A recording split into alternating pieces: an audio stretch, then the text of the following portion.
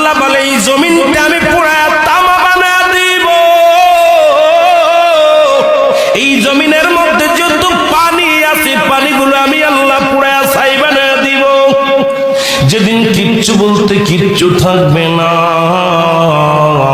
সেদিন থাকবে শুধু আমার আল্লাহ। আজকে কার জন্য সুদ খাও, কার জন্য ঘুষ খাও, কার জন্য ব্যভিচার করো, কার জন্য অন্যায় করো রে মন, কার জন্য তোমরা এত বাদই করো। আরে আজকে একটা কথা বলতে গেলে কষ্ট হয়। এই জমিনটা আল্লাহ পুরায়া তামা বানায়া দিবে। এই জমিনের মাটিগুলো পুড়ে হবে তামা।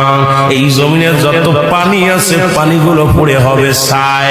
এই দুনিয়ার মধ্যে কিচ্ছু যেদিন থাকবে না, ওই তুরস্কের কত বাহাদুর, কত টাকাওয়ালা মিনিটের মধ্যে